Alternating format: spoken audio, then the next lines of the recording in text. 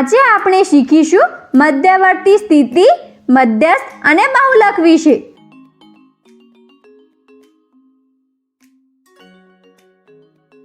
અગાઉના વિડીયોમાં આપણે મધ્યક અને વિસ્તાર વિશે સમજ્યા। ચાલો આજે બહુલક અને મધ્યસ્થની સમજ મેળવીએ। મધ્યકની જેમ બહુલક પણ સમૂહનું પ્રતિનિધિ મૂલ્ય છે। માની લો વિરાટના 7 દાવના રન આ રીતે છે। ચાલો આવૃત્તિ ચિહ્નની મદદથી વિરાટ દ્વારા બનાવેલ રન માટે કોષ્ટક બનાવીએ। આપણે જોઈએ છીએ કે સૌથી નાની સંખ્યા 59 ફક્ત એક વખત આવી છે, એટલે આપણે તેના સામે એક ઊભી લીટી દોરીશું। આવી રીતે આપણે 65 માટે પણ એક ઊભી લીટી દોરીશું। જો કે 70 3 વખત આવ્યા છે, એટલે આપણે 3 ઊભી લીટી દોરીશું। આવી રીતે 85 2 વખત આવ્યા છે, એટલે તેને દર્શાવવા માટે 2 ઊભી લીટી દોરીશું। હવે આપણે જોઈએ છીએ કે અવલોકનના આ સમૂહમાં સૌથી વધુ વખત આવતું અવલોકન 70 છે। તેને આપણે સમૂહનો બહુલક કહીએ છીએ। હવે માની લો કે આપણે રનના આ સમૂહને ચડતા ક્રમમાં અથવા ઉતરતા ક્રમમાં ગોઠવીએ છીએ। આપણે જોઈએ છીએ કે આ 70 મધ્યમાં આવતી કિંમત છે। આ કિંમત અવલોકનોને 2 સરખા સમૂહમાં વિભાજિત કરે છે, જેમાંથી પ્રત્યેક 3 અવલોકન છે। માહિતીને ચડતા કે ઉતરતા ક્રમમાં ગોઠવવાથી તેમની એકદમ વચ્ચે આવવાવાળી કિંમત એટલે કે મધ્યમાં આવતી કિંમત જ મધ્યસ્થ હોય છે।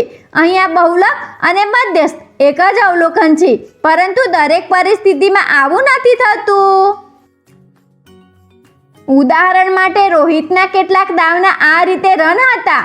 અહીંયા આપણે જોઈએ છીએ કે 35 સૌથી વધુ 3 વખત આવ્યા છે, એટલે આને આપણે બહુલક કહીએ છીએ। પરંતુ અવલોકનને ચડતા ક્રમમાં ગોઠવતા મધ્યમાં આવતી કિંમત 29 મળે છે, એટલે કે મધ્યસ્થ 29 છે। આવી રીતે અહીંયા બહુલક અને મધ્યસ્થ સરખા નથી। સંખ્યાના આ સમૂહમાં અવલોકનની સંખ્યા એક એકી સંખ્યા છે, એટલે આને ચડતા ક્રમમાં અને ઉતરતા ક્રમમાં ગોઠવીને વચ્ચેની સંખ્યાના સ્વરૂપમાં સંખ્યાઓના સમૂહનો મધ્યસ્થ જાણી શકાય છે। થોડું વિચારો, જો અવલોકનની સંખ્યા બેકી હશે તો આપણે મધ્યસ્થ કઈ રીતે શોધીશું? વિચારો। ચાલો અમે જણાવીએ છીએ। જો સમૂહમાં અવલોકનની સંખ્યા એક બેકી સંખ્યા છે, તો આવી પરિસ્થિતિમાં મધ્યસ્થ મેળવવા માટે આપણે સંખ્યાઓને ચડતા ક્રમમાં અથવા ઉતરતા ક્રમમાં ગોઠવીએ છીએ અને વચ્ચેની 2 સંખ્યાઓનો મધ્યક મેળવીએ છીએ, જેમ કે 21, 23, 27, 29, 35। આ 6 સંખ્યામાં 27 અને 29 વચ્ચેની 2 સંખ્યાઓ છે, જેનો મધ્યક 27 + 29 ભાગ્યા 2 બરાબર 28 છે, એટલે આ સંખ્યાઓનો મધ્યસ્થ 28 છે। મધ્યસ્થ 28 માહિતીની મધ્યમાં આવતી કિંમત છે। આ માહિતીમાં નથી, પરંતુ આ માહિતીના સમૂહને 2 સરખા ભાગમાં વહેંચે છે। ચાલો હવે એક રસપ્રદ ઉદાહરણ જોઈએ। એક ફુગ્ગા વેચવાવાળા દ્વારા વેચેલ ફુગ્ગાનો રંગ અને તેની સંખ્યા કોષ્ટકમાં આપેલી છે।